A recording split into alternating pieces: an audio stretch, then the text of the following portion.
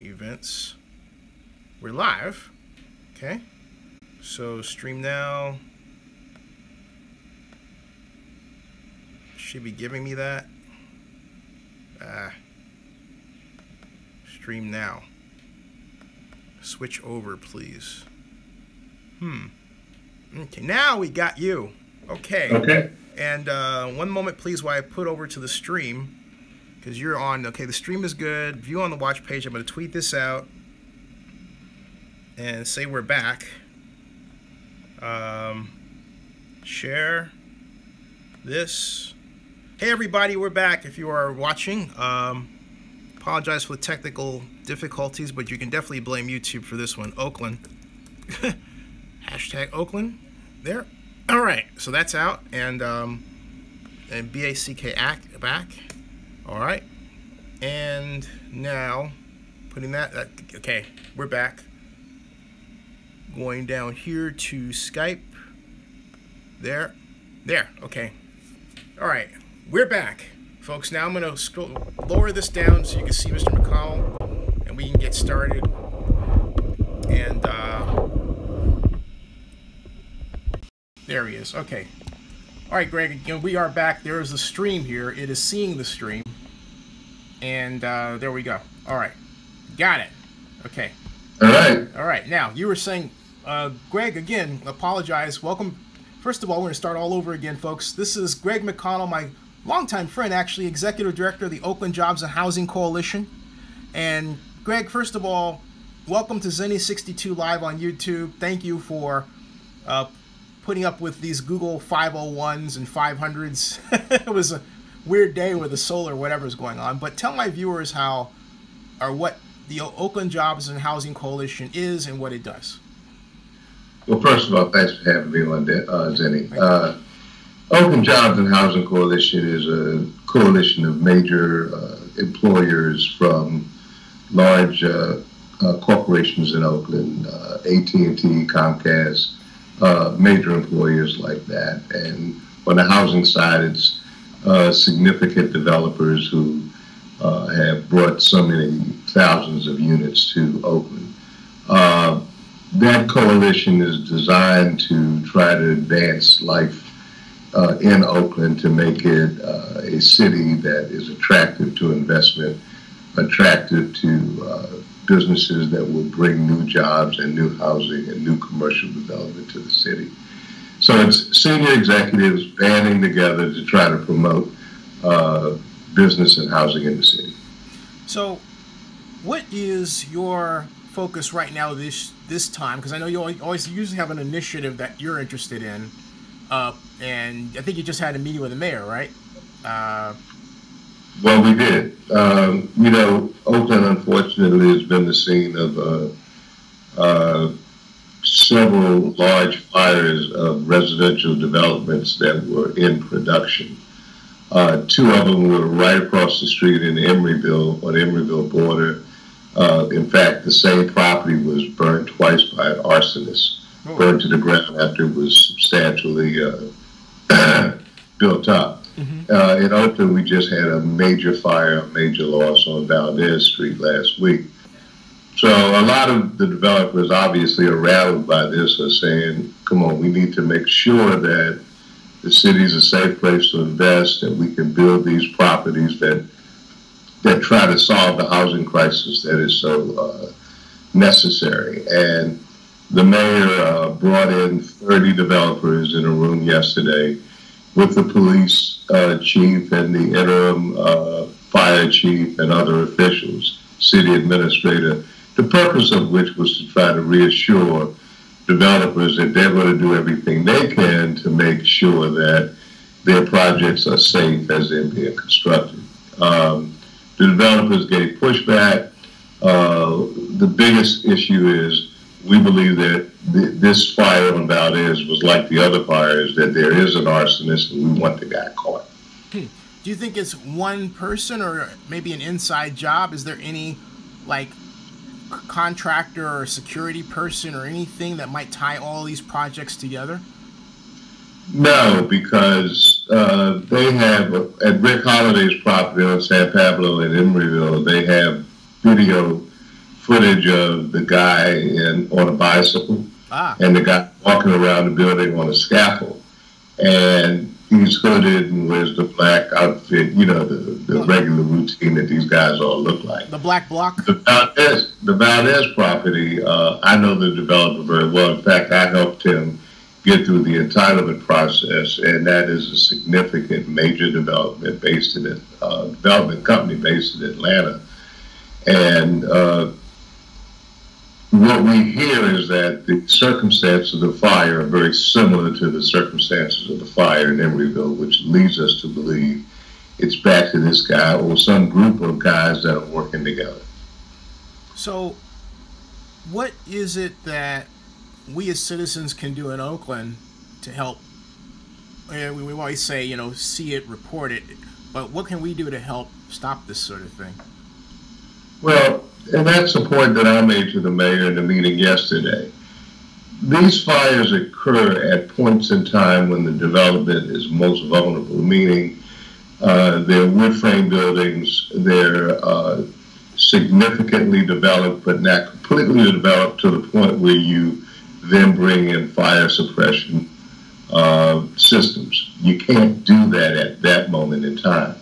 So what we're saying is that during that peak period when the properties are most vulnerable, that's the point in time when it would be helpful for the police to work along with the developer with his private security, but also important for people who live around these projects to be very vigilant about what they see and report what they see.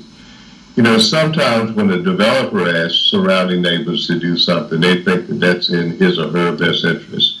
But the truth of the matter is that this is in the best interest of that entire community because these fires spread. Fortunately, no life has been lost as yet. Thank God for that.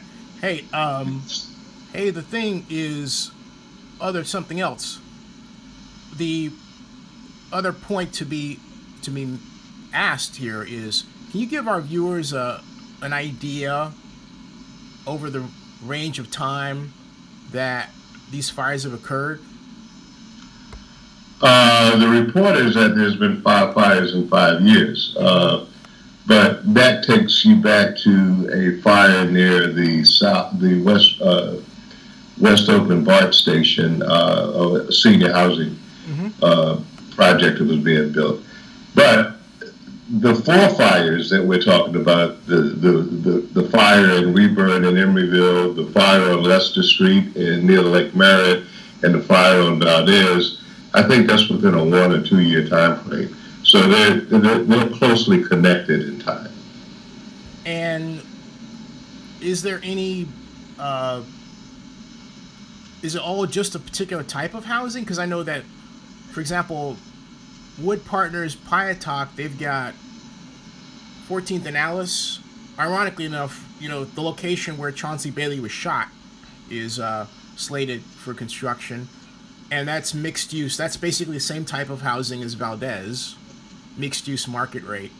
But then they have another one that's more community housing, if you will, I believe on 901 Jefferson. So is this really a war on housing, or just on a particular types of housing, or just is it, you know? Well, it's good. You know, I know where your question goes, and it's a good question. You know, because one can make the argument that this is some anti-gentrification, radical extremist person who is hell-bent on burning down market rate housing as if that will stop the influx of new residents and, quote, gentrification. In fact, it's just the opposite. If you burn down the housing units that are starting, you won't solve the housing crisis. Prices will continue to rise. The people coming into the city will be better able to compete and afford the higher prices than long-term Oakland residents. So destroying and burning down housing doesn't help that cause, if that is your cause. But also, as I said, we can't be clear that it's just market rate housing that's under attack, because the West Oakland BART was a senior housing project that was going to be built that was burned to the ground, suspicious. That was going to be affordable housing. Wow. So the common theory is that there's somebody out there who has, or some group of people out there who declared a war on housing, and impacts our ability to affect the housing crisis, and it also threatens people's lives. Hey, so give us a picture, speaking of affordable housing. I haven't been back in 3 months. I'm here in Fayetteville, Georgia, actually outside Fayetteville. But what is, how bad has it gotten in 3 months? Because I hear people telling me about tent cities, and I've seen them spring up, but I thought, wow, seems like 3 months things have really, or is that overblown? What is the story? No, that's not overblown at all. Take a ride down Bush Street, take a ride up Martin Luther King, look through, I think it's 42nd Street. There's a underpass. I mean, it's it's really prolific, the growth that has occurred in the 10 cities in East Oakland and in West Oakland. There are whole blocks that you can't navigate through, cars can't get through because people are not only on the sidewalk, but they come out to the right lanes of the traffic. It's a very, very, very serious problem. It's a serious problem for the people who have to live that way. But it's also a serious health and safety problem for the rest of us, because there's feces, there's needles, there's all kinds of environmental hazards that, can get in the waterway, that can get in the streets. And it's also just depressing to the kids. I was talking to some people that go to some of the public schools along San Pablo Avenue. McConnell is not far from there. And one of the things that struck me is that somebody said, this has become the new normal. And these kids walk by this and they think, this is the way life is supposed to be. Is this the way my life is supposed to be? How can they be enthusiastic about their future, or even think they have one, if they think that that's what it's going to be for them? So on so many fronts, it's a human tragedy with the people who have to live that way, many of whom have addictions and what have you, the people who have to pass by that, and just the quality of life in the city. We recently did a poll, and we asked voters, did the number of, or the increase in the encampments and people, homeless people living on the streets, how did they feel that affected the quality of life in Oakland? 80% said absolutely has a bad quality of life in Oakland. So, and that, by the way, before I leave that, we do polling twice a year. Jobs and Housing Coalition does. We never ever had more than a single-digit response that homelessness and panhandling was a problem in Oakland. Now it is listed as right behind crime and public safety. It's just exploded, and it has also in San Francisco and some other cities too. Let me ask a dumb question. How do we get here? And the reason why I say it's a dumb question is, it's a dumb question, but how do we get here? Well, I'm not an expert on it, but I can just tell you what I think I know. There was a point in time where San Francisco and encampments, and they did, and when they did, those people migrated to Oakland. Oakland tried to, as Libby Schaaf says, we're going to address this issue, we're going to try to do it in a compassionate way. And she and some other elected officials tried to do some things like cleaning up behind or setting aside an area that could be safe, as though that were going to be a temporary solution to the problem. But it's not a temporary problem, it's a long-term problem. Right. And once you start that, you better continue along that line. And so I know that, in good faith and in all earnesty, I know both of them, Lynette, Libby, and other elected officials want to do something, but I don't think they got an answer yet. Hey, what do you think on that? And that is not to criticize them and say that they are. Okay, I just want to make clear about that. Understood. But I have to ask you, what do you think of the whole Department of Violence Prevention in the wake of all this? You know, or yeah. Will it work? I don't know.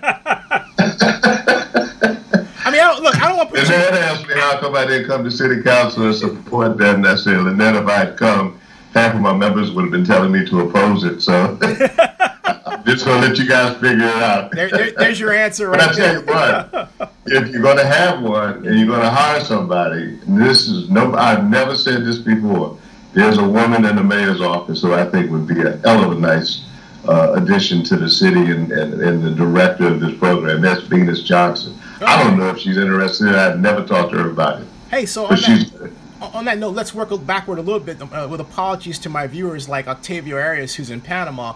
Tell my viewers what the Department of Violence Prevention is supposed to do from your perspective. Well, that's the debate, Teddy. It's been said that it will coordinate the activities of various departments.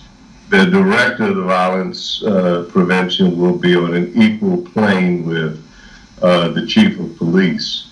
His or her job, according to the prompt by Lynette and Larry Reed, who promoted this strongly, was to make a significant dent in homicides, a target of reducing homicides by 80%, and a target, I think, of solving unsolved homicides by 80%, so over a 3-year period or something to that effect.